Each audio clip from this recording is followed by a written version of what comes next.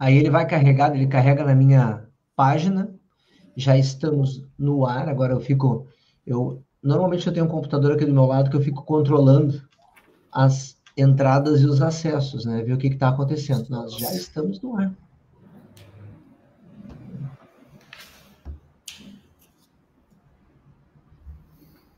Show de bola. Esse papo é legal também. É uma coisa que eu acabei trazendo para discutir com bastante gente já, Nadine. Essa percepção que nós estamos trazendo. Eu tenho uma publicação que eu faço mensalmente no jornal, eu tenho uma coluna de um jornal que eu trouxe uma afirmação que esse momento aqui é o momento que eu escolhi para transmitir conhecimento de forma gratuita também. Então, tem um pouco da bagagem do conhecimento que a gente vai transmitir a partir daqui, né? E aí transmitir um pouco desse nosso sentimento, o que está acontecendo, como está acontecendo, para que as pessoas entendam essa nossa relação hoje com a comunidade. Bom, aí como eu te disse, já começa a aquecer. Olha, a Tami já está aqui. Oi, Tami. Oi, Carlos Timóteo. Tá, a Tami, tu sabe quem é, né? A Tami, já estamos com uma fã, uma vizinha querida e amiga. Audiência qualificada, mano. Não, o pessoal, tu vai ver só o que é audiência. A audiência, ela é show de bola. E as pessoas participam muito. O Carlos está comigo desde a primeira live, eu acho. A Tami já está participando umas 4 lives. Daqui a pouco já pinta mais gente aqui com a gente. E a live aquece. Bom, Nadine, deixa eu te contar. Bacana essa tua iniciativa, Urbano. E é legal, tá? Tá sendo uma experiência para mim, é legal, tá, Nadine? Tá sendo muito legal para mim também, não só para a questão de fortalecer alguns relacionamentos, tá? Mas para trazer muita informação, discutir coisas diferentes. Nossa, eu tive uma live muito legal falando de cidades inteligentes. Eu tive um momento de live já falando sobre coronavírus, tá? Sobre como nós vamos passar por esse momento ou não. Então, tem muita gente que vem trazendo, a Josi já chegando aqui também, minha colega lá no MBA, né? As pessoas vêm trazendo a informação e a gente vai fazendo bate-bola, né? Eu tenho trocado muito com esse pessoal que vem trazendo informação. Momento de troca também, troca de informações. Muito. Eu acho que isso veio para ficar, né? Isso a pandemia trouxe de bom, pelo menos essas tecnologias que já existiam e que a gente não utilizava para transmitir conhecimento. Exatamente. Então isso nós temos que... Essa é a experiência boa da pandemia, tá? A pandemia... Tem uma outra coisa que eu tenho falado da pandemia, Nadine, que nós não vamos deixar... eu hoje... Chega a ser engraçado, né? Mas hoje eu estive em Pelotas, estive em Santana do Livramento, estive em Lajeado. E não saiu de casa. Eu saí de casa. Eu estou na minha mesa desde de manhã, né? Há 6 meses atrás, isso seria uma coisa que eu resistiria mais, tá? Eu resistiria mais. Tá? Não seria tão fácil quanto está sendo para mim agora. Claro, não tem escolha, né? Então, não tem o que discutir. Mas eu resistiria mais antigamente com a questão de sair. E eu acho que isso não vai mudar. Esse é um dos pontos que vieram para discutir. Tá? Ó, o Pedrão já chegou ao Moacir, ele disse que o Moacir ia chegar. Peter tá por aí, lá sempre junto. Tá? O Davi trazendo também para nós. O Davi vem lá do interior nos acompanhando, né? Então tem uma galera aqui que é público cativo, nós já estamos com 15 pessoas já. Faz 3 minutos que estamos no ar. Bom, Nadine, deixa eu trazer um pouco do que eu tenho discutido e vou te abrir para te fazer uma apresentação de quem é a Nadine e, como eu comentava antes, essa live, como ela fica gravada no Facebook, o pessoal que quiser buscar isso lá atrás, pode buscar um pouquinho mais para trás também as informações. Mas nós estamos hoje, assim, para discutir um pouco dessa personificação, desse trabalho de equipe. O nosso desafio hoje é trazer o trabalho de equipe à tona numa discussão, numa condição tão diferente que é a condição que nós estamos vivendo. E como a Nadine, minha colega, conhecida, amiga, pode trazer essas informações para nós de como fazer bem esse trabalho de equipe numa equipe tão grande como é a situação da polícia, numa condição de que tu está vivendo já faz 1 ano e alguma coisa, né? 1 ano e 8 meses, se eu não estou enganado. 1 ano e 8 meses, exatamente. Então, conta um pouquinho para nós, Nadine, um pouquinho do teu desafio, depois nós entramos um pouco mais nas perguntas já. Legal. Então, primeiramente, boa noite a todos, porque aqui já escureceu também, e te agradecer, Albano, por esse espaço, por esse bate-papo, te parabenizar por essa iniciativa nesse momento de pandemia, de troca de informações, uma oportunidade também da gente demonstrar e trazer à tona o trabalho que a Polícia Civil, uma instituição que tem 178 anos de história, né, uma instituição que tem muitas histórias, hoje composta de mais ou menos, um pouquinho mais de 5 mil servidores, então homens e mulheres policiais, e que, assim como todas as outras empresas, instituições, enfim, tem sofrido algumas mudanças nesse momento de pandemia. Eu realmente estou aqui, né, como primeira mulher chefe de polícia. Eu sempre digo que para mulher nada é fácil, e aí quando uma mulher chega na chefia, a pandemia vem, então mais um desafio. Mas a gente está aí, estamos, enfim, justamente enfrentando... Né? São essas coisas, né? Tem que ter um algo a mais. Então, até esse novo desafio, né, um formato de também não deixar a segurança pública, que já vinha um trabalho muito significativo no estado do Rio Grande do Sul, fazer com que a instituição não parasse, apesar de todas as dificuldades. Então, tem sido um desafio. Eu gosto de desafios e acho que é por isso que Deus me colocou nesse momento. Sempre fui uma mulher que buscou enfrentar todas as colocar em qualquer lugar. Chego aqui com tranquilidade hoje na gestão da instituição, uma instituição que hoje sim pode-se dizer que ela é muito pautada. Nós temos inúmeras formas de, até um programa de qualificação, nós chamamos até o Qualificar, que é um programa que traz todas as informações de todos os serviços, de todos os policiais e as delegacias e os órgãos. Então, acho que a instituição também acabou se mudando ao longo dos anos e traçando também alguns paralelos aí também com as empresas, com as iniciativas privadas. Enfim, é uma instituição de Estado, né? Não é uma instituição de governo, isso é importante que se diga. Nós sempre falamos que nós somos uma instituição de Estado, que temos o concurso aí sempre, e somos servidores públicos com a missão de servir e proteger a população, mas nós também temos já as nossas estratégias, as nossas metas, que são realmente cobradas e cumpridas.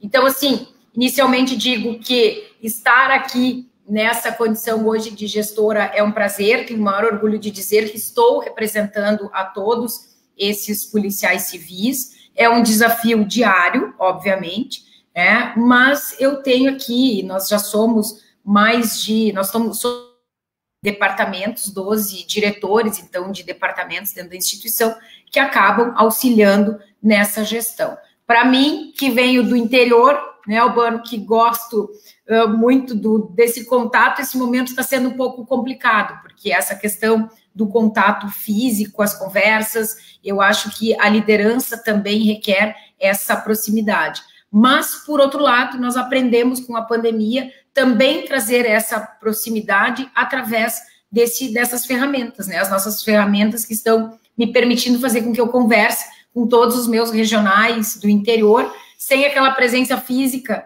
né, da visita, mas sim acompanhando todo o trabalho deles. Então, maior orgulho de estar aqui, quero te dizer. Muito bom, Nadine. Sabe o que eu acho muito legal? Esse ponto da nossa adaptabilidade, né? E uma coisa que nós percebemos também, que são mudanças que realmente elas vieram, de certa forma, para o bem. Eu fico imaginando, tu como... E nós, aqui na capital, eu não sou natural da capital, né? Eu sou natural de São Leopoldo, mas eu transito muito pelo interior, muito, muito, muito. Eu tenho muitos clientes do interior nas pontas do estado. Tenho cliente em Livramento, em Uruguaiana, Passo Fundo, e vai indo, Ibirubá, Lajeado eu vou toda semana, então Lajeado para mim é logo ali dobrando a esquina, tá? Mas tem gente muito longe da gente, e esse nosso momento, ele acabou facilitando um pouco disso, né? Tu acabou criando uma sistemática onde nós nos obrigamos a conversar com pessoas em cada ponto do estado, e acabou trazendo uma facilidade para nós. Exatamente. Eu acho que é um paradigma nosso mesmo, sabe? Eu gosto, eu sei que tu também gosta, né? Essa coisa do relacionamento do pessoal, do tete-a-tete, eu gosto de ver um auditório cheio, tá lá, dar uma palestra, fazer um treinamento com a turma, interagir, trocar. Tá sendo diferente. Tá? Não tá sendo... Olha, perde um pouco dessa coisa, perde um pouco do calor, tá? Mas ontem eu vi uma frase ontem eu estava assistindo uma parte de uma aula do Karnal, a Márcia estava fazendo um curso do Karnal, então eu estava assistindo uma parte da aula, e ele fazendo, pela segunda vez eu vejo ele comentar a mesma coisa, que possivelmente as palestras que antes eram contratadas para ele viajar o Brasil inteiro serão mais encurtadas, né? Ele não vai viajar mais tanto, talvez vai levar alguma informação, mas eu percebo que isso, em algum ponto, tem um outro ponto que nós não vamos perder a característica, deixa eu talhar uma frase aqui, na característica de campo de futebol, né? Que é aquela emoção de estar lá dentro, né? Tá? Aquela coisa borbulhando, aquela emoção de ter um colega do lado, do abraço, isso nós não vamos perder. Eu acho que nós todos esperamos passar, vir a bendita vacina, para que a gente possa estar preparado para novamente voltar para essa relação. Exatamente. E sabe, Albano, que na nossa profissão, e aí, claro, eu falo aqui agora administrando, né, que me permite, então, estar em todos os lugares, fazer essas reuniões. Mas, na verdade, a missão, né, da Polícia Civil, como uma polícia judiciária, uma polícia investigativa, porque essa é a nossa missão constitucional, é investigar o delito depois que ele acontece, né? Então, é importante que a gente diga que este trabalho não há como ser feito senão nas ruas, senão com a presença. Então, nada substitui, não há ferramenta que substitua o investigador, que substitua a pessoa na rua, esse contato, esse local de crime. Então, na verdade, a Polícia Civil ela teve que se reinventar nesse momento de pandemia e, ao mesmo tempo, se manter nas ruas, nas investigações, nas delegacias. Nós ampliamos aí, para trazer um exemplo ali, desde o mês de março, no final do mês de março, nós já tínhamos uma plataforma, que era a possibilidade de fazer a delegacia online, que fazer o registro da ocorrência online. Imediatamente com o decreto de isolamento, nós acabamos ampliando essa plataforma para todos os tipos de ocorrência. Antigamente não era permitido. Então, na verdade, o que nós temos? Nós temos uma adaptação da instituição dentro daquilo que é possível, né? Então, novas tecnologias, plataformas para registros de ocorrências, mas eu digo sem problema aqui e com muito orgulho que o nosso policial, o policial civil, ele não parou, a Polícia Civil não parou. Nós tivemos, só para se ter uma ideia, neste momento de pandemia, em que as outras instituições acabaram fechando as portas, né, acabaram tentando se reinventar. Nós estamos numa transição, né, nesse mundo também do judiciário, do Ministério Público, do Estado do Rio Grande do Sul. Nós estamos justamente neste momento migrando todos para uma plataforma digital, para um processo eletrônico. Então, a própria Polícia Civil, todos os inquéritos, desde o dia 1º de julho, todos os inquéritos somente por plataforma eletrônica, o judiciário também se adaptando nisso, mas apesar de tudo isso, como a instituição não parou, nós temos uma média aí de mais de 170 mil procedimentos policiais que foram concluídos neste momento de pandemia e que estão fisicamente parados dentro das nossas delegacias. Então, veja só com esse dado o quanto se produziu, né, dentro das nossas delegacias, e uma produção que necessitou da presença física. Eu acho que agora, a partir de agora, nós estamos sim evoluindo. Eletrônico, que veio para ficar, mas a nossa atividade ainda requer essa presença física. Então, a dificuldade de administrar toda essa mudança também nesse momento. Nadine, né? É muita informação, né? E aí é uma coisa impressionante, porque, vamos lá, se ninguém estava preparado para a pandemia, o que é chover molhado, tá? Todo mundo sabe disso, mas a polícia também não estava preparada, o governo também não estava preparado, não existia uma preparação, nós não vivemos isso. E aí eu acho existe uma cobrança, às vezes, da sociedade, ela acaba cobrando de forma muito ferrenha. Eu li um artigo faz umas 3 semanas atrás sobre isso. Não tem como fazer muito juízo de valor, tá certo? Algumas medidas, elas podem estar mais demoradas para serem tomadas. Uma questão que eu fico avaliando o ensino público. O ensino público, em algumas cidades do interior do estado que eu acompanho, já tem ensino público à distância, eles conseguiram se administrar. A minha sobrinha, que eu falei com ela esse final de semana, ela passou a ter aula ontem. Tá? Horrível. Horrível. Tá? A demora para se adaptar.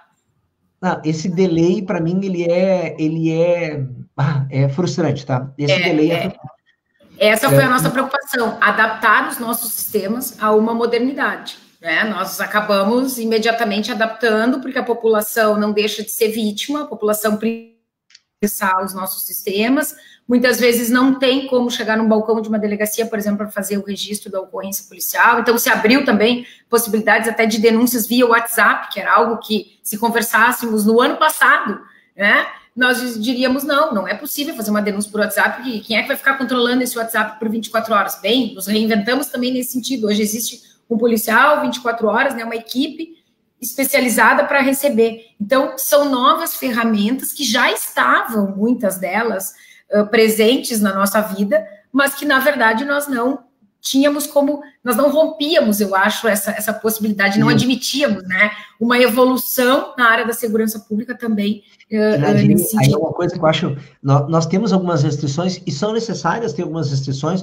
porque tem uma frase, eu sou administrador, né, então a gente acaba falando da burocracia, como burocracia, quando uma coisa, o excesso de burocracia é uma coisa ruim, a burocracia é uma coisa necessária, tá? Ponto. Isso a gente estuda lá em administração. É necessário ter um processo burocrático para que ele seja estruturado e a gente consiga desencadear um processo de forma lógica. E eu fico imaginando o quanto disruptivo, tá, é usar o WhatsApp para fazer uma denúncia.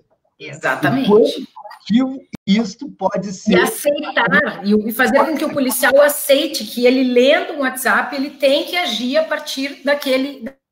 Então, realmente, sim, foi algo que é inovador, e que, olha, eu vou te dizer, se o ano passado tivesse me proposto isso, eu iria pensar duas vezes, mesmo como administrador. Nadine, é que nem eu dizer que eu ia fazer consultoria online. Ah, não. Consultoria online, não, vamos... Eu sei que eu perco, tá? Eu sou muito ligado, né? Então eu chego na empresa, eu sei o que tá errado, tá ali, a gente perde essas coisas. Mas é o que temos e estamos conseguindo entregar coisas muito boas. Eu ia brincar contigo que nós fizemos um roteiro, né? Mas eu te falei que eu segui o nosso roteiro, não ia ser fácil, né? Já tem 3 perguntas caindo ali, né? Vamos voltar pro roteiro, então. A pergunta do Celso já é boa, aqui tem perguntas, o Moacir querendo fazer pergunta, e aí tem um lance legal, né? Porque como a gente fala de gestão de desempenho de uma equipe do tamanho da tua, que é uma equipe gigante, quantos mil hoje? Mais de 5 mil.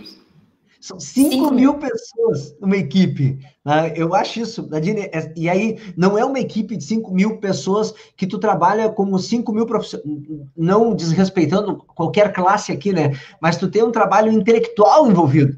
Não são 5 mil colaboradores de base, que tu monta um roteirinho de trabalho e ele sai fazendo. Não! São 5 mil colaboradores que têm um perfil intelectual envolvido, que tem uma avaliação, e que tu falaste uma coisa antes que eu quero deixar registrado no nosso bate-papo aqui. Eu já tenho uma admiração danada, não só por ti, mas pela corporação, tá? Corporação de segurança, eu tenho uma admiração danada. Quem me conhece sabe que eu tenho uma relação forte com o pessoal da segurança, gosto disso, admiro esse povo, admiro essa vocação, tá? E tem uma coisa que tu trouxe ali que tem que ficar ressaltado. Não tem como fazer segurança à distância. Tu não segue fazendo segurança dentro de casa, tu tá na rua, tu tá lá vendo, cuidando do que tá acontecendo, tá fazendo uma investigação, tá no campo. Então, o pessoal da saúde, que, como a minha esposa, né, que tá lá no hospital de clínicas, trabalhando com relação à atividade da saúde do coronavírus, o pessoal da segurança também tá envolvido com a doença. Então, mais respeito... Nós não paramos. Exatamente, nós não ficamos, ninguém da Polícia Civil ficou em nenhum momento dentro de casa ou teve a oportunidade de fazer um teletrabalho, exceto, obviamente, casos com comorbidades, que isso está amparado até pelo decreto estadual, então, alguns relatórios de investigação, algumas demandas que são possíveis realizar de forma à distância, ok, mas a nossa essência nas ruas, é fazer a investigação, é buscar apontar a autoria e a materialidade desses delitos, e isso não se aponta através de ferramentas. Claro que hoje nós temos uma inteligência policial à nossa disposição, ferramentas tecnológicas que auxiliam, mas que em nenhum momento vão substituir o homem e a mulher da instituição. Então, realmente, assim, e com tudo isso, nós também tivemos inúmeros casos de contaminação, sim, dentro da instituição. Lá no início, uma preocupação muito grande, porque nós não tínhamos EPIs, não estávamos preparados para entregar também esse tipo de equipamento para a corporação. Então, nós contamos muito com doações, a própria sociedade também se organizou e nos ajudou para que a gente mantivesse o nosso pessoal na rua. Então, a dificuldade também em relação a isso, em relação aos afastamentos, às quarentenas, né, o respeito que nós temos que ter com esse servidor. Ah, que bem, sensacional. Deixa eu trazer uma pergunta, acho que tem uma pergunta legal aqui, várias já, tá? Uma legal, vou tentar trazer elas para nós discutirmos aqui. O Celso fez um comentário que eu acho legal da gente, e aí o comentário bem pergunta bailadinho, né? Todo mundo tem curiosidade de saber, e vamos lá. Há ferramentas para avaliar e reter talentos de acordo com o perfil de cada um, na iniciativa privada. A curiosidade dele, e aí depois aparece uma pergunta parecida do Moacir, é se existem ferramentas para reter talentos dentro da polícia. Conta um pouco para nós, e aí é uma coisa que eu e tu falávamos antes, né, da evolução da polícia. Como é que é o plano de carreira? Como é que é a estrutura? Como é que ele tem essas pessoas? O que segura eles? O que meus amigos policiais acabam ficando aí envolvidos com essa vocação? Vou agradecer o Cirino e também o nosso amigo Moacir aí pela pergunta. Primeiramente, acho que esclarecer um pouco como é que é formada, né? São duas carreiras dentro da Polícia Civil. Então, nós temos uma carreira de delegados de polícia, um concurso público, então, para o cargo de delegados de polícia. Esse concurso, ele exige a formação jurídica, então tem que ser formado necessariamente em direito, e há também os cargos de agentes, que são divididos entre inspetores e escrivães. Então, nós temos os cargos, né, os concursos públicos para escrivães e inspetores, que também exigem, de um determinado momento, nós temos hoje todos com nível superior. Então, para participar, para concorrer a esse concurso dos agentes, nós temos todos que ter nível superior, independentemente de qual curso for. Como é que se dividem as classes, tanto do cargo de delegado como do cargo dos agentes? Nós temos a primeira classe, que é a classe inicial, segunda, quarta classe, né? Essas promoções, elas se dão por antiguidade ou por merecimento, tanto no cargo de delegados de polícia, como no dos agentes. No dos agentes, nós temos uma quinta classe, que são chamados os comissários de polícia. Então, aqueles que atingem a quarta classe, num escrivão ou num inspetor, neste cargo, eles ascendem à condição de serem chamados, então, são galgados à condição de comissários de polícia. São os comissários, antigamente eram os mais velhos. Hoje nós temos uma corporação bastante jovem, a Polícia Civil é uma corporação bastante jovem e que acaba, então, se organizando dessa maneira. A questão dos talentos, né? Ser policial civil não é uma profissão, Albano. Ser policial civil é realmente uma vocação. Eu acho que trabalhar na área da segurança pública é uma vocação. Eu, no início, até conto um pouco aqui da minha história, eu jamais pensei em ser policial, eu não tenho ninguém na minha família que seja policial. Eu passei no concurso para o Ministério Público e eu queria ser promotora de justiça. E ao chegar numa vara do júri aqui em Porto Alegre, trabalhando com os inúmeros inquéritos policiais de homicídio que lá chegavam para os promotores e acompanhando o trabalho no tribunal de júri, que é justamente o julgamento, eu observei o quanto era importante o trabalho da Polícia Civil, o quanto era importante o trabalho que se fazia de investigação e que era o que estava dentro do inquérito policial que definia a condenação ou não daquele agressor. E aí brilhou os meus olhos, porque eu disse, não, nesse local que eu vou fazer a diferença, eu não consigo ver outro local que não seja investigar, apurar e aí definitivamente entregar, então, ao Poder Judiciário e ao Ministério Público algo pronto, concreto, com qualidade da investigação, que é isso, uma das metas da nossa gestão aqui, é cada vez mais, em vez de quantidade, qualidade na investigação policial, para que lá na frente, no fim do processo penal, possa se conseguir, então, a condenação ou até a absolvição, porque a nossa investigação também, ela tem que ser isenta. Então, por isso que eu digo, não é uma profissão simples, né, é uma vocação. Eu abri os meus horizontes naquele momento, eu acabei fazendo concurso público para delegado de polícia, não é fácil, é uma carreira que é muito difícil, porque, na verdade, nós trabalhamos com o submundo, nós trabalhamos com aquilo que ninguém vê ou que ninguém sabe que existe. Então, foi um choque de realidade quando eu saí de dentro, eu trabalhei 2 anos dentro do Ministério Público e vim para a polícia. Aqui, o que acontece? Nós temos, assim, não posso dizer que nós temos um banco de talentos, mas nós tentamos, dentro das nossas possibilidades, pelo menos direcionar as áreas, porque nós temos áreas completamente operacionais dentro da instituição e áreas que são administrativas. Mas, se a gente pegar, e aí vou falar um pouquinho aqui das mulheres também, que me permite aqui, Albano, né, da nossa história dentro da instituição, nós somos 38% hoje da corporação, e as mulheres que entraram lá na década de 70, foram as primeiras investigadoras, nós não temos mais nem esse cargo, entraram por quê? Justamente entraram porque não se admitia mais que homens revistassem mulheres suspeitas. Então, eles queriam que mulheres entrassem para revistarem outras mulheres. Mais do que isso, ninguém queria trabalhar com criança, com adolescente, com vítimas mulheres. Então, essa população vulnerável, a ideia da polícia era uma polícia de força, né? Não uma polícia intelectual, que passou a ser, mas uma polícia realmente de força. E a mulher não tinha essa demonstração de força. Não temos, e que bom que não temos, que nós somos exatamente diferentes, e eu acho que é essa diferença que se completa dentro da instituição. Então, a instituição tem que ter dentro desse banco de talentos, que não existe um banco de talentos, mas existe um direcionamento de todos os diretores, que são os que comigo administram a instituição, que são esse departamento, buscam, de alguma forma, identificar, principalmente os delegados que são mais afetos às áreas. Por exemplo, Delegacia da Mulher, né? Nós temos aqui todas as delegacias da mulher são titularizadas por delegadas mulheres. Isso não é uma regra, mas acaba sendo algo que a mulher tem mais empatia, gosta da matéria, mas nós temos excelentes, e às vezes muito melhores, porque os homens não julgam, né? Outras mulheres, às vezes os homens são melhores nisso. Então, nós temos excelentes colegas que também têm condições de trabalhar, mas há um certo direcionamento por parte, inclusive, dos diretores de departamento nesse sentido, né? Na busca. Hoje, acho que nós já somos iguais. Posso te dizer que aqui dentro não tem mais essa diferença entre homens e mulheres, apesar de sermos 38%. Eu sou um defensor das mulheres, tá? Eu tenho duas em casa, né? Então, eu naturalmente sou defensor, eu tenho facilidade para trabalhar com muitas mulheres, então eu gosto, e eu apoio, acho que as mulheres têm uma condição para muitas atividades que nós, homens, temos algumas limitações, ponto. Não vamos nem discutir os méritos e deméritos, né? É claro que com a evolução tu acaba tendo flexibilidade para algumas coisas, mas são características.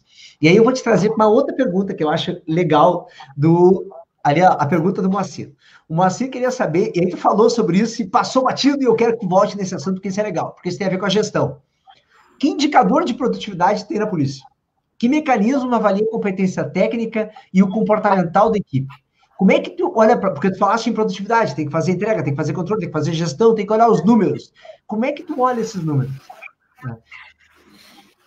Bom, o que a gente pode dizer? Desde 2010, a polícia começou a trabalhar com essa ideia. Até existia, posso falar que existia a consultoria Falcone lá atrás, né? O Falcone foi na época consultado, enfim, como trazer essa gestão para dentro das instituições. Então, há mais de 10 anos se fala sobre isso. O que nós temos hoje? Hoje nós temos um programa, que é o programa chamado Qualificar, um programa que acaba medindo, sim, a produtividade de cada delegacia, e aí também a gente acaba observando os indicadores. Eu vou trazer aqui, não sei se consigo mostrar, mas, enfim, por exemplo, nós temos alguns indicadores de criminalidade. Estou aqui só mostrando aqui alguns indicadores de produtividade. Então, nós acompanhamos, assim, quantas armas foram apreendidas pela instituição Polícia Civil, e aí é importante que se faça essa diferença, porque acaba que a Polícia Civil, como uma polícia judiciária, ela recebe, por exemplo, todos os flagrantes que são feitos pela Brigada Militar, que é uma polícia, uma polícia preventiva, uma polícia que tem por missão constitucional evitar o crime, é essa a função da polícia ostensiva. Quando ela prende alguém em flagrante, ela acaba trazendo aonde? Para dentro de uma delegacia de polícia, onde uma autoridade policial, que é o delegado de polícia, define se há a lavratura do flagrante ou não, ou seja, a segregação, a liberdade daquele autor. Então, o que nós observamos? Nós não contabilizamos essas prisões, por exemplo, que são prisões feitas pela Brigada Militar, né? Nós contabilizamos as nossas prisões, porque nós também temos prisões que decorrem de investigações, prisões também em flagrante, prisões que decorrem de mandados de busca e apreensão, prisões que acabam ocorrendo, prisões preventivas e temporárias. Então, tudo é contabilizado dentro deste programa Qualificar. Então, nós temos ali número de armas apreendidas, números de prisões, se essas prisões são oriundas de investigações, se essas prisões são em flagrantes, mas pela própria Polícia Civil, número de indiciados, porque isso também é o que mede a nossa qualidade, nós temos que apontar a autoria do delito. Muitas vezes nós temos alguns procedimentos, alguns inquéritos policiais que são de difícil elucidação e que a polícia consegue apurar. Mas isso também tem que aparecer lá como um inquérito que foi investigado, mas não elucidado. Estou dando um exemplo, né, de produtividade, porque nem sempre só o indiciamento vai me trazer essa produtividade. Então, ali a gente pode só observar aqui a elucidação, por exemplo, dos latrocínios, que é um crime, talvez o crime mais perverso, pelo menos na minha concepção, né, matar para roubar, o crime de latrocínio. Nós temos 90% dos indicadores aqui do primeiro semestre de 2020, 90% dos latrocínios foram elucidados pela Polícia Civil. 73% da elucidação dos homicídios.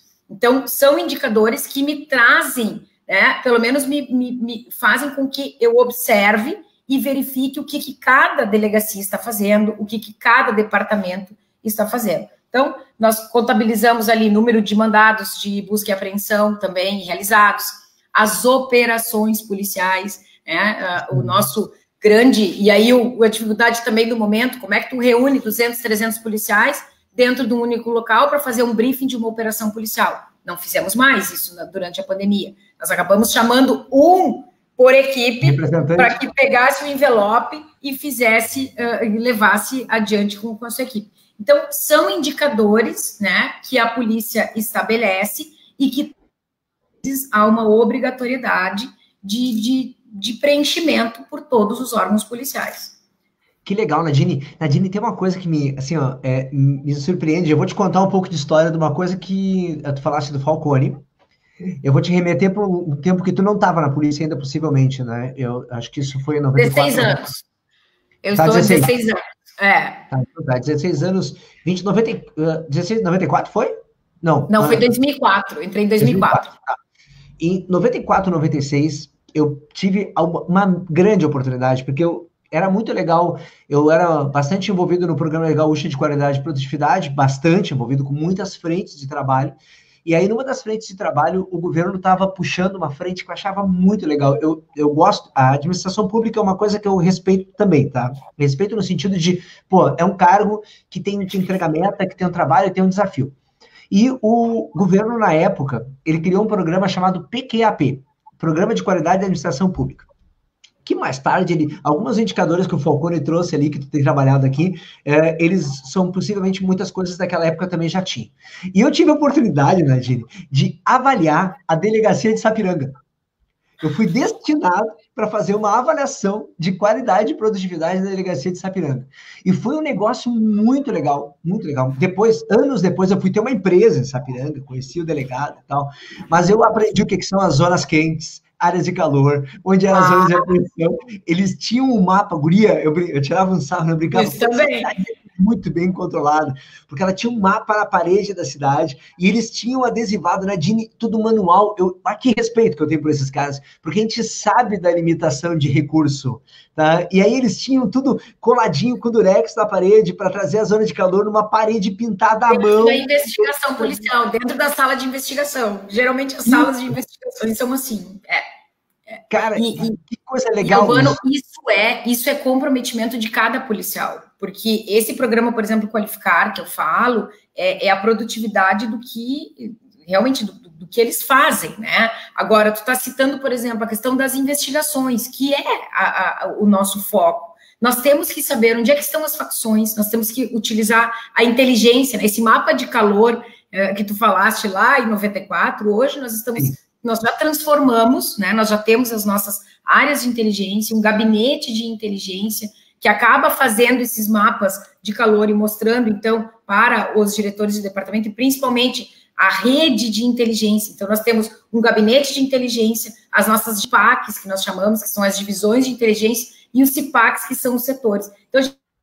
são 565 órgãos policiais no estado do Rio Grande do Sul. Nós temos que ter essa capilaridade. Imaginam 565 órgãos, né, que tem que ter essa capilaridade e essa ligação com essa área de inteligência. Porque o nosso maior desafio hoje é chegar antes. E eu acho que nós estamos conseguindo, nós estamos começando a identificar alguns gargalos. E aí, quando a gente fala em programa, eu vou sair um pouco aqui só da Polícia Civil, mas trazer um programa que é desde o ano passado e que tem funcionado e tem trazido resultados, que é um programa, sim, da Secretaria de Segurança Pública, né, um programa de 2019, que é o que a gente chama de RS Seguro. Nada mais é do que trabalhar também com metas, né, com indicadores, mas indicadores que foram estabelecidos por todos os órgãos de segurança pública. Então, o que acontece? Nós temos, por exemplo, as reuniões que nós chamamos A1, A2, A3 e A4, né? Estabelecemos algumas reuniões. Nós começamos a trabalhar de forma mais integrada, não só a Polícia Civil, né? Não tem como fazer segurança pública querendo que a informação seja somente minha. Por quê? Porque o brigadiano que está na rua, lá, parado, lembra do Paulo que ficavam parados? O Pedro e o Paulo hoje, eles têm que andar, eles têm que ter informação também. E essa informação, por mais que eles sejam uma polícia ostensiva, preventiva, que tem que estar visivelmente presente para que a população enxergue e evite os crimes, ele tem muita informação porque ele está na rua. Essa informação tem que vir para onde? Tem que vir para dentro da polícia investigativa. Então, não existe mais como trabalharmos, né, Polícia Civil sem a Brigada Militar e a Brigada Militar sem a Polícia Civil. Eu vou te dar um exemplo clássico que aconteceu agora durante a pandemia. Nós conseguimos reduzir os números, e essa era uma das nossas maiores preocupações, de roubo à farmácia. Por quê? Qual era o estabelecimento no início da pandemia que estava aberto? Farmácias. O que nós começamos a identificar um movimento? Olha, estão roubando farmácias. E aí, o que acontecia? Muitas vezes, a brigada ou prendia em flagrante alguns, e aí entrava esse flagrante ficava, né, acabava sendo indiciado, e ele, como era indiciado em um único crime de roubo à farmácia, ele acabava sendo liberado pelo Poder Judiciário, porque não havia elementos que fizessem com que ele fosse mantido, e as informações não estavam circulando entre as corporações. Foi feita uma força-tarefa entre o Departamento de Polícia Metropolitana, o Departamento Metropolitano do CPC, que na verdade é o que coordena dentro da Brigada Militar todo o policiamento da área metropolitana, e nós conseguimos traçar informações e prender inúmeros autores neste momento de pandemia. Já era um trabalho que vinha um pouquinho desde o ano passado, mas que deu muito certo. Nós não tivemos ataques a estabelecimentos comerciais como nós prevíamos lá no final de março. Então, o que é isso? É inteligência policial. É fazer com que as duas inteligências conversem, troquem informações, e aí entra também, aproveita esse espaço urbano, entra a população. Nós precisamos, as polícias trabalham com informação. Nós precisamos que a população não tema ao denunciar, não tema ao vir dentro de uma delegacia e fazer esse reconhecimento. Nós sabemos que é complicado, nós sabemos que as pessoas têm muito medo, né, em relação a isso, mas é isso que faz com que os indicadores de criminalidade baixem, essa integração entre sociedade, entre as forças de segurança. E o RS Seguro, conforme eu estava dizendo, ele tem trabalhado muito isso da integração.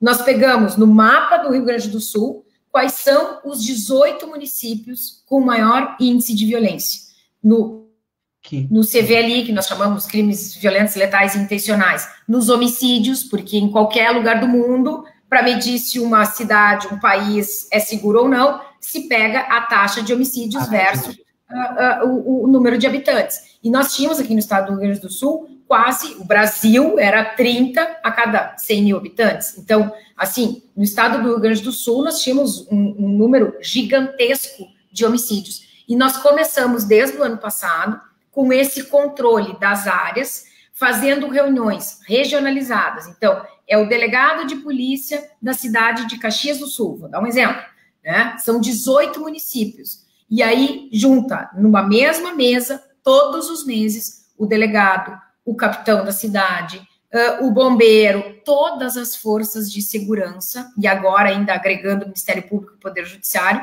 e analisam o que aconteceu naqueles 30 dias. Isso sim é uma gestão da segurança pública. Nós temos uma ampliação nesse ano para 23 municípios, e é impressionante, quando a gente pega o mapa do estado e olha onde estão os maiores índices desses principais crimes, os crimes mais violentos, nós identificamos justamente o mapa do Rio Grande do Sul, quando ele faz aquela curva dos indicadores de criminalidade, curva que nós visualizamos dentro desses municípios.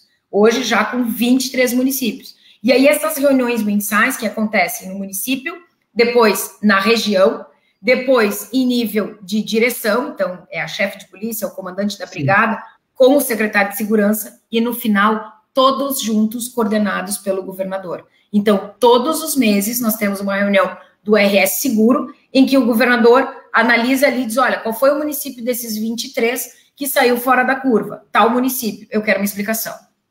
E aí, hoje, de maneira online, o delegado lá de Caxias do Sul dá a explicação para o governador sobre determinados homicídios que aconteceram nos últimos 30 dias. Isso é realmente inovador para a área da segurança pública. Eu tenho absoluta certeza que é por causa dessa integração que hoje a gente está comemorando vários indicadores aí em queda. Legal. Nadine, eu vou te trazer, tu fizeste um comentário e eu vou trazer uma pergunta. Numa live passada, eu estava com o Luiz Carlos aqui, ele disse que nós tínhamos que fazer de vez em quando um pinga-fogo. Então ele me largava umas perguntas assim que eu vou te contar nessa maneira. Mas que eu falo demais, então me interrompe. Não, mas deixa eu te trazer uma pergunta do Peter que eu acho ótima. Ela é uma pergunta de reflexão, tu não tem que responder ela na sua íntegra, mas eu acho que vale a pena responder. Como tu avalias a fusão das polícias numa só como um comando e metas únicas? Tu já falaste um pouco desta correlação, tá? Comenta um pouco sobre isso. É possível fundir, não é possível? Como é que funcionaria isso? O que tu imaginas? Qual é a tua opinião? Bom, minha opinião, Nadine, não como chefe de polícia da instituição, mas uma opinião minha. Acho que nós caminhamos e acho que seria bem importante termos uma polícia única, tá? Eu não sou contra a polícia única. Só que o formato que nós temos hoje dentro da Constituição, nós temos uma polícia ostensiva, uma polícia preventiva e uma polícia investigativa. Qual é a minha preocupação? Né? Nós ouvimos muito falar, aqui não quero trazer, mas enfim, em ciclos completos, em que todo mundo pode fazer tudo, porque isso teria um rendimento menor. Isso eu sou radicalmente contra, porque quando todo mundo faz tudo, ninguém faz nada. Então, assim, ou nós teremos cada uma, e nós estamos, pelo menos no Estado, nós estamos conseguindo trabalhar cada uma das polícias dentro das suas atribuições, mas forçando essa integração lá na ponta, lá na base. Porque não adianta ter a integração entre a delegada Nadine e o coronel Mor, que hoje é o comandante da brigada. Nós temos que ter a integração lá na ponta, onde o crime efetivamente acontece. Então, acho que nós estamos caminhando, e o Estado está de parabéns nesse sentido, né? Os servidores da segurança como um todo, porque nós estamos caminhando para uma... Agora, polícia única, sim. Agora, nós sempre teremos que ter uma parte desta polícia que vai ser ostensiva, que vai ser preventiva, uma parte dessa polícia que vai ser investigativa, porque aí a gente volta lá atrás naquela questão do banco de talentos. Eu tenho policiais civis que eu sei que funcionam muito melhor num plantão de uma delegacia, porque eles gostam de trabalhar nesse sistema de plantão e que tem 24 horas, fica dentro de uma delegacia. Eu trabalhei por 2 anos assim, e depois folga, por exemplo, 3 dias. Então, eu tenho que ter esse perfil. Tem outro policial que não se adapta a esse sistema de plantão. Ele é um policial completamente operacional. Tem um outro policial que é o papeleiro, né? Que é aquele que realmente baixa a cabeça, faz os relatórios, faz as escutas, faz as interceptações, tem paciência para fazer isso. Então, eu estou trazendo o nosso mundo dentro da polícia para dizer, quando nós tivermos, e se tivermos uma polícia única, o meu único comentário aqui é que nós teremos que ter, então, uma polícia desmilitarizada. Eu não vou entrar nesse mérito, mas se a polícia é para ser única, a polícia tem que ser desmilitarizada. E aí é este o entrave hoje no Brasil, quando a gente tem uma polícia única. Nós queremos continuar a ter uma polícia militarizada ou não, porque é só essa discussão que vai fazer com que a gente supra, então, esse passo de dizer, vamos ter uma polícia única. De qualquer maneira, eu compreendo que hoje 2 polícias que respeitem as suas atribuições e que saibam trabalhar de forma integrada, talvez seja o ideal. Por quê? Porque também há um controle, né? Nós acabamos, isso é da natureza humana, nós acabamos nos controlando uns aos outros, nós temos uma competitividade saudável, que quando essa competitividade é saudável, é bacana, e nós temos também essa integração que é possível, que hoje a gente está provando que na prática está trazendo resultados. Ah, muito legal. Nadine, que observação legal. Eu tive as experiências fora do país, a gente de viajar, a gente acaba identificando isso. E eu tenho uma consideração que tem que ser importante, tem que levar em consideração sempre quando a gente olha para o Brasil, que o nosso país é muito grande. Tá? É muito grande para ter concepções que a gente acabe criando concepções meio cartesianas, assim, olha, talvez funcione no Rio Grande do Sul, não vai funcionar talvez no Nordeste, e assim sucessivamente. Então é um país muito grande, com muitas peculiaridades, e isso chama a atenção, traz isso muito à tona. O Celso, o Cirino, né, que tu conheces também, ele fez uma pergunta associada mais à acessibilidade, e eu tenho curiosidade também de saber isso, tá? Eu já tive experiência de fazer denúncia na delegacia, já tive experiência de fazer ocorrências relacionadas a acidentes de trânsito, mas como é que se trata os deficientes físicos? Tem preparação? Difícil, Cirino, isso é um dos nossos desafios ainda, tá? Me lembro quando delegada da Delegacia da Mulher, em que eu peguei um casal, o casal era surdo-mudo, e imagine a dificuldade para entender o que tinha acontecido, né, dentro de casa entre o casal. Eu observava que imediatamente, assim, observava que eles estavam, obviamente, brigados, a brigada me apresentou, né, aquele casal, e a brigada também não sabia me explicar o que tinha acontecido. Imediatamente a gente acabou se socorrendo, e hoje ainda se socorre, dos serviços, né, da própria Secretaria de Justiça e Direitos Humanos, que tem pessoas preparadas para isso, acaba pedindo um apoio. O que nós temos? Nós temos alguns policiais preparados, mas nós não temos, efetivamente, em todos os órgãos policiais, pessoas capacitadas e preparadas para esse atendimento. Então, nós acabamos nos socorrendo principalmente de serviços do município, ou serviços da Secretaria de Justiça e Direitos Humanos. Nós já discutimos, só para trazer, nós temos uma academia, que é a academia que forma todos os policiais e também faz com que todas as capacitações ao longo da carreira também aconteçam lá dentro. Nós já tivemos uma discussão recente, inclusive com a própria diretora da academia, uma vontade de colocar isso dentro do currículo dos policiais, né? A linguagem dos sinais, quer dizer, algo que nos facilite, principalmente no momento do atendimento. Então, é um desafio, é algo que a gente ainda tem que evoluir. Não se conseguiu nessa última turma, porque nós já tínhamos um concurso em andamento. Nós conseguimos até as pessoas para darem aula, e aí a diretora me trouxe que não poderia, porque o concurso era o mesmo, e nós, numa turma anterior, já não tinha tido essa formação. Então, nós não poderíamos, para essa que estava dentro da academia, fazer algo diferente. Mas é um desafio. Nós realmente acabamos nos socorrendo de outros serviços. Que coisa interessante, né? Porque isso é uma realidade também, que a gente vive numa sociedade hoje com essa dinamicidade. Eu, uma vez, né, Jenny, foi muito engraçado, eu fui dar uma aula em Caxias. Aí eu fui dar um treinamento numa empresa que eu atendia já fazia anos. Aí eu chegando lá, o gestor de RH me chamou numa sala e disse assim, Albano, tu já deu aula para surdo-mudo?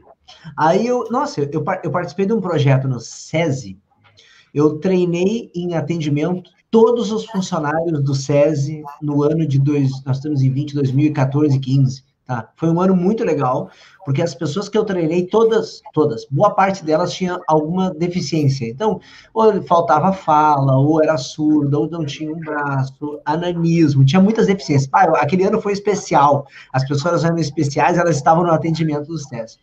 Aí foi logo no ano seguinte. Aí ele perguntou, não, eu já fiz formação, né? Participei e tal. Guria, eles botaram 3 surdo-mudos da sala, não tinha intérprete, eles ficaram na minha frente, e um deles, espero que não seja esse da delegacia, eles eram um casal.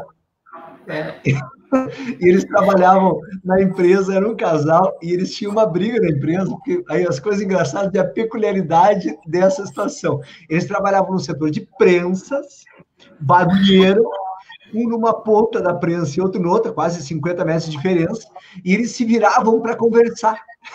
E o gerente deles não conseguia controlar os dois conversando. Aí eles diziam, não, mas é que eu lembrei que tinha que botar um negócio na lista de compra, me virei e falei com meu marido lá que tinha que colocar em libras, e eu achava que mas pensa no problema, guria. Não, é uma dificuldade, e nós temos que nos adaptar, isso é algo que é desafiador também dentro da instituição. As pessoas cegas, por exemplo, nos depoimentos policiais, eles dão um depoimento perfeitamente, mas eles assinam um documento que a gente tem que ter alguém junto para servir de testemunha, que leia, que veja que é efetivamente aquilo que a pessoa está assinando. Então, são dificuldades, é algo que tem que se preparar. Acho que as instituições têm que estar preparadas, tem que ter o respeito, né, desse atendimento e tem que evoluir. Isso ainda, acho que ainda falta muito dentro da nossa instituição, essa evolução.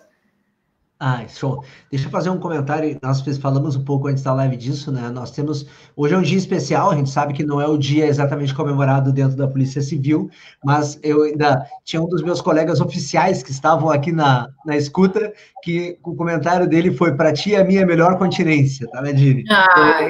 Oficiais. É bem legal essa relação de respeito. Então, eu vou usar este momento, acho que é uma homenagem que a gente pode fazer. Eu sei que a Polícia Civil já fez essa homenagem hoje para os soldados do Exército, acredito que os soldados da Brigada também comemorem o dia também, mas abrir essa comemoração para todos, né? Acho que aqui vale a lembrança do 25 de agosto como um dia especial daqueles que também servem à segurança, né?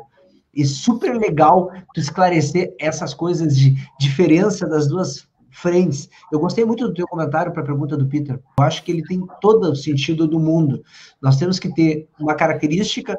Eu gosto da ideia de, sabe, eu não vejo hoje assim, se implantar é necessário. Mas talvez não seja necessário, porque já existe uma certa integração. E eu que particularmente acompanho as forças, né? Então eu sei o que está acontecendo, converso com o pessoal da Brigada, converso um pouquinho com o pessoal da Civil, e enxergo um pouco desse movimento conjunto. Talvez essa inteligência conjunta seja uma grande sacada e talvez um caminho para no futuro ter uma transição. Mas se é mais necessário a inteligência conjunta do que propriamente a fusão das armas, né? Acho que aí entra... Exato, porque é o que eu imagino. Eu imagino que talvez a gente caminhe para essa união, para essa unificação. Isso poderá vir a acontecer. Mas nós não temos mais tempo, né? A segurança pública está aqui como um dos maiores problemas que as pessoas apontam a segurança pública como o maior problema. Então, nós temos que resolver com o que nós temos hoje. É como as leis. Às vezes a gente, não, porque precisa uma lei para dizer tal coisa. Não, tem tanta lei e que não é colocada em prática. Então, se cada um tem a sua atribuição, cada um cumpre rigorosamente o seu papel e saibam, de alguma forma, trocar informações, que quem vai ganhar é a sociedade. Acho que é isso que a gente está fazendo um pouquinho, né? Então, e que bom que está dando certo, porque eu só tenho que agradecer, até aqui aproveitar essa deixa do Dia do Soldado, principalmente para agradecer aos servidores da segurança pública, de maneira muito especial aqui aos policiais civis, por esse comprometimento, por não terem parado nesse momento de pandemia, por estarem todos os dias à disposição, porque é muito difícil. Muitas vezes nós fizemos um trabalho, elucidamos, aprendemos, e lá pelas tantas, porque o fulano foi solto, porque o fulano cometeu novamente, né? Eu sempre fui uma das pessoas que disse, olha, não adianta eu chorar, eu reclamar, eu xingar uma outra instituição, um outro poder, né? Eu tenho que fazer a minha parte. Eu sempre fiz isso e acho que isso é o que dá certo. Se cada um fizer a sua parte e fizer bem feita, né, vai deitar a cabeça no travesseiro e vai dizer, olha, eu fiz diferença no mundo, eu fiz o que foi possível e no outro dia eu vou fazer de novo. Então, tantas vezes quantas forem possíveis, a gente vai ter que atender aquela vítima, vai ter que bem atender, que isso é uma das metas também da nossa gestão, a qualidade no atendimento ao cidadão. A Polícia Civil, acho que tem grandes operações, grandes elucidações, investigações dentro da área da lavagem de dinheiro. Nós temos investigações de organizações de tráfico, que hoje o tráfico está interligado em todos os outros crimes, mas não adianta nós termos toda essa qualidade, esse know-how, apresentar isso, né, dentro da segurança pública, se quando o albano precisar da instituição Polícia Civil chegar no balcão de uma delegacia, ele não for bem atendido, bem acolhido. Muitas vezes nós não temos essa solução mágica, porque as pessoas também acabam chegando muitas vezes nos balcões das nossas delegacias, querendo resolver o problema das suas vidas, né? Então, são questões cíveis, enfim. Então, a gente tem que ter paciência, tem que ter compreensão, mas, ao mesmo tempo, tem que bem atender. Nem que diga, olha, eu não vou solucionar o teu problema, mas eu vou me esforçar. É isso que nós temos passado um pouco para as nossas equipes, né? Não desistir jamais, isso é uma característica do policial, podem acreditar, infelizmente nós temos muito mais crimes do que policiais, né? Se nós tivéssemos um número maior, um efetivo maior, mas acho que com esses 5 mil homens e mulheres que nós temos aí, 38% de mulheres, dentro da Polícia Civil, se tem feito um belíssimo trabalho. É por isso que a gente consegue, eu vou dar um exemplo só aqui, por exemplo, roubo de veículo. Ontem, Albano, a gente acaba acompanhando muita estatística, né? A nossa vida acaba sendo... Eu acordo e vou olhar quantos homicídios aconteceram no estado, quantos roubos de veículos aconteceram no estado, a gente elencou alguns crimes para poder acompanhar esses indicadores. Para se ter uma ideia, ontem em Porto Alegre nós tivemos 4 roubos de veículo, um até um sequestro relâmpago, que já nos chamou a atenção, porque já saiu um pouco fora da curva, que era o que nós estávamos vivendo nesse momento. Mas nós tivemos 4 roubos de veículo. O ano passado, não digo nem o ano passado, em 2018, eu me lembro, porque eu estava na área metropolitana, atendendo toda Porto Alegre e região metropolitana. Em Porto Alegre, nós tínhamos uma média de 25 roubos de veículo por dia. Então, quer dizer, ontem eu me dei conta, eu disse, olha, há menos de 2 anos atrás, nós tínhamos 25 famílias que eram vítimas de roubos de veículos em Porto Alegre. Ontem, nós tivemos 4. Então, é um indicador que fala por si que algo que está funcionando. Claro que nós temos o cercamento eletrônico, nós temos inúmeras formas, mas nós centralizamos dentro da Polícia Civil, dentro de uma única delegacia, todas as investigações de roubo de veículo, que até antes da nossa gestão acabava sendo atendida por todas as delegacias de Porto Alegre. Então, como é importante a qualificação da informação. Quando a gente centraliza as informações, o trabalho, né, o trabalho investigativo, ele, obviamente, ele melhora. Nadine, que legal. E isso tem muito a ver com o resultado de trabalho, né? Eu sei que tem muitos conhecidos e amigos e muita gente que elogia o trabalho. Olha, assim, agora passando os olhos aqui no nosso lateral dos comentários aqui, eu parei de olhar 1 segundo dos comentários, já tem 7 comentários novos elogiando isso. E realmente, eu vou usar as palavras, o início da frase do Carlos ali, realmente é notório, Nadine. O desafio, o trabalho que tem sido feito, a entrega que tem sido feita, o resultado é notório. Mas, com uma máxima que eu já escutei mais vezes em outros momentos, né? Nesta área, nós não podemos dormir. Né? Nós não podemos... É um desafio diário, a cada minuto tudo pode mudar. Nós trabalhamos com planejamentos, mas os nossos planejamentos, às vezes, nós nos planejamos para trabalhar, bom, agora nós vamos focar em determinado crime. Vou te dar um exemplo agora da pandemia. Nós estávamos preparados para o crime de roubos a estabelecimentos comerciais, saques, enfim, nos preparamos em 15, 20 dias. Se imagina. O que se imagina? Quando se fecham, né, as portas, bom, vai começar o saque, as pessoas vão começar a passar fome, enfim, nos preparamos para isso. Sabe qual é o crime que aumentou? Estelionato. Uau! Ah, sim! Direto. Estelionato pela internet, e aí é o WhatsApp clonado, e aí é o golpe do bilhete, que por incrível que pareça ainda acontece. Então, assim, os estelionatos, o mundo virtual do mundo, nós nos preparamos para algo que num primeiro momento imaginamos que iria acontecer, e imediatamente começamos a perceber, não, o golpe migrou para outro, para a questão dos estelionatos virtuais, por exemplo, que é o que está acontecendo muito. Eu tenho uma coisa que eu sempre afirmo, né, e aí tu vais lembrar dessa brincadeira, porque é uma brincadeira que a gente faz sempre na área da área da segurança, né, o crime, ele realmente é organizado, e o nosso desafio é... desorganizado. A nossa proatividade, esse trabalho que tu vinha falando de inteligência, cara, a inteligência, essa coisa de correr na frente, de olhar dados e procurar pensar de uma forma que a gente possa corromper essas organizações, minimizar esse impacto. Tu falavas agora do estelionato, é um crime que aconteceu aqui no bairro, faz umas 3 semanas, 4 semanas atrás, um golpe do bilhete aqui no bairro, nos grupos de segurança do bairro, acabou aparecendo o golpe. Gente, eu fiquei impressionado, porque é algo que as pessoas ainda, elas caem. Elas são induzidas e aí vão... né? E compras pela internet, que agora nesse momento de pandemia, que são sites falsos. Nossa. Então, alguns pedidos também a gente acaba se cadastrando e aí acaba conversando com alguém, e se alguém diz, me manda o código que tu acabou de receber, porque na verdade o teu anúncio, a gente acaba vendendo coisas pela internet, o teu anúncio, eu estou atualizando o teu anúncio, por favor, receber um código no teu celular, e aí acaba clonando, muitas vezes, por exemplo, o WhatsApp, né? Sim. Algo que as pessoas estão fazendo, estão acabando, nesse momento de pandemia, aquelas mensagens, você tem 24 horas são as últimas 24 horas, promoção imperdível. É algo que é impressionante, a gente parece que não, mas as pessoas têm a curiosidade de entrar, de linkar.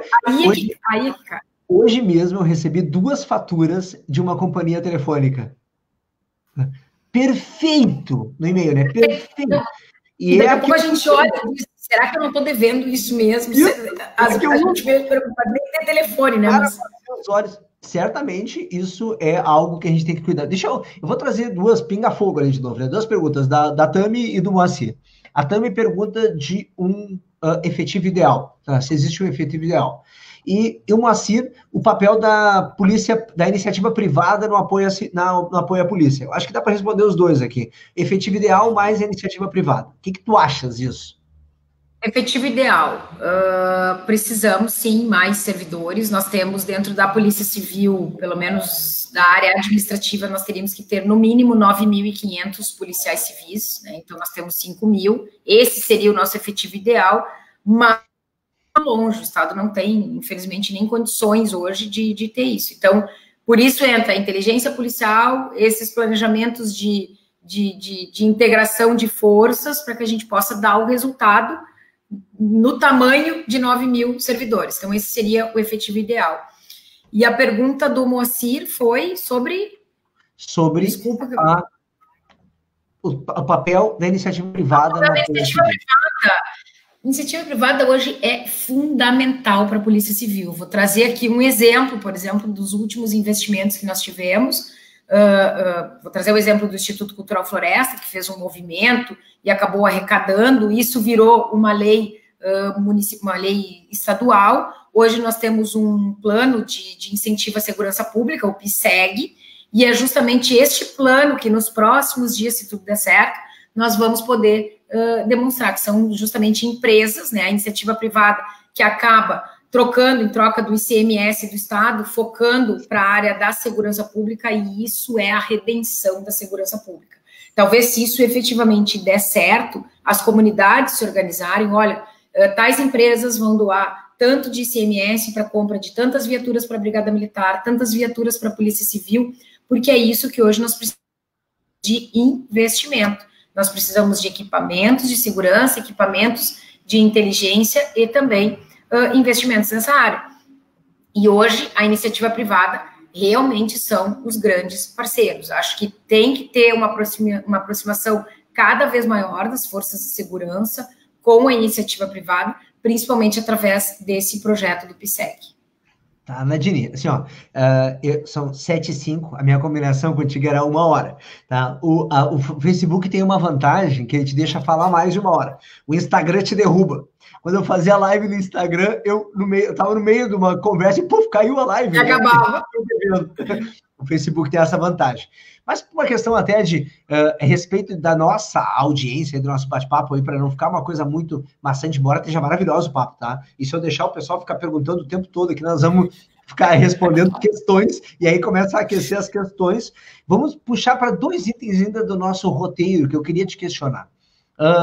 Nesse teu 1 ano e 9 meses de empenho aí, encabeçando essa grande força, essa grande frente da polícia, no desempenho da equipe, no trabalho de equipe, quais os grandes aprendizados? O que tu diria assim, putz, isso marcou a minha vida, isso são coisas que eu vou levar para sempre? O que tu pode trazer para nós como aprendizado? Como gestor.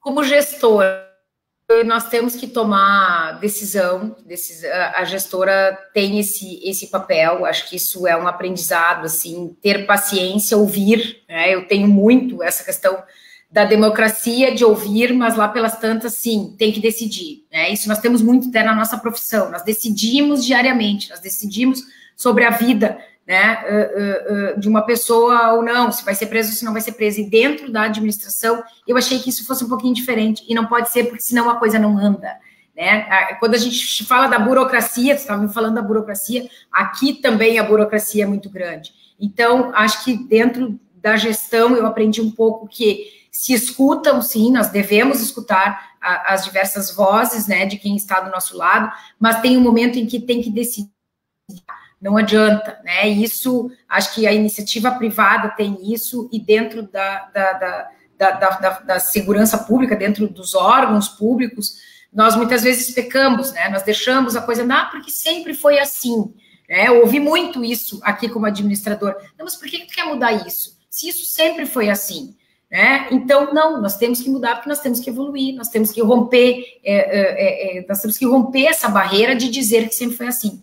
Então, acho que ficou com um aprendizado de que sim, nós temos que ouvir, mas lá pelas tantas nós temos que decidir, porque senão a coisa não acontece.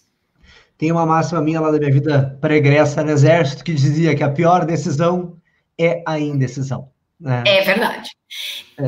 Qualquer delegado de polícia, eu tenho agora, quarta-feira da semana que vem, uma formatura com 55 novos delegados de polícia. Vem aí, os novos 55 delegados vão ser espalhados por todo o estado. Então, uma baita de uma notícia.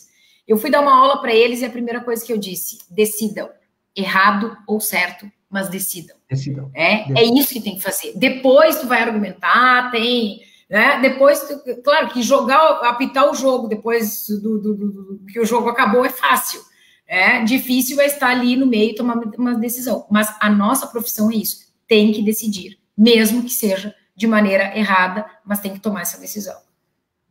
Nossa, isso é muito bom. Nadine, muito obrigado, tá? Eu quero encerrar dizendo que foi assim, ó, disparado, foi uma das melhores conversas que eu tive aqui no Facebook. Como é agradável poder trocar um pouco de informações com quem tem tanta qualidade no que está fazendo, tá? E aquilo que nós falamos durante a live, que é a questão da vocação, tá? Eu percebo que tu fosse também vocacionada para essa atividade, tu tá fazendo uma coisa que tá te fazendo bem, né?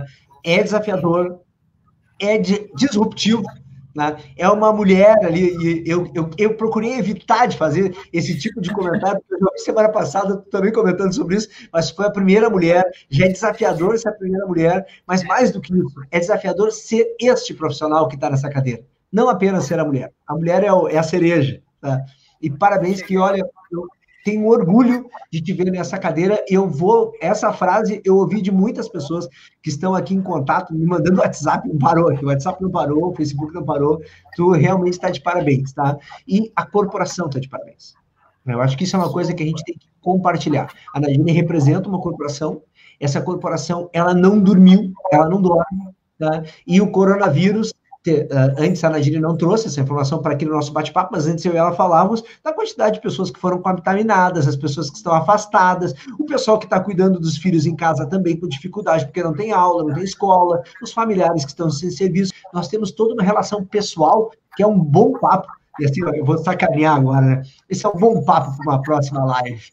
E eu fico à disposição, Albano, totalmente à disposição. Obrigada por esse espaço. Agradeço aqui a todos os meus colegas policiais civis, porque só estou aqui, né? Porque eles estão junto comigo. Acho que isso que é parabéns por esse teu programa, que as pessoas realmente, sim, eu sou apaixonada no que eu faço, e eu acho que a gente tem que ser apaixonado. Onde a gente estiver, a gente tem que tentar dar o melhor, fazer o melhor, deixar a nossa impressão digital no mundo. Eu sempre pensei nisso, né? Eu preciso deixar a minha impressão digital, a impressão digital de mulher, sim, mas uma impressão digital de que, olha, é possível, as coisas não podem ser como sempre foram, né? Há uma luz no fim do túnel, isso vai passar também, esse momento de pandemia, né? Apesar de todas as dificuldades, a gente vai passar por isso, o mundo vai continuar, e em nome de toda a instituição, pedir que as pessoas colaborem cada vez mais, confiem na nossa instituição, na Polícia Civil, porque eu tenho absoluta certeza que nós temos homens e mulheres aqui dedicados, comprometidos, com problemas também, como todas as instituições, nós também temos problemas, também temos desafios, também temos muita coisa a evoluir, parece que a gente apresentou aqui dados maravilhosos, não, nós temos muita coisa para fazer, né? Os indicadores de criminalidade é uma constante dentro da nossa vida, que todos os dias às 6 da manhã eu acordo e digo, olha, a gente precisa fazer mais, porque ainda não está bom. Então, tem todo o meu comprometimento aqui, em nome de toda a Polícia Civil, para a sociedade gaúcha. Obrigada, Albano, pelo espaço. Muito obrigado a ti por ter compartilhado essas informações com a gente. Fica aqui mais um pouquinho, tá? Muito obrigado.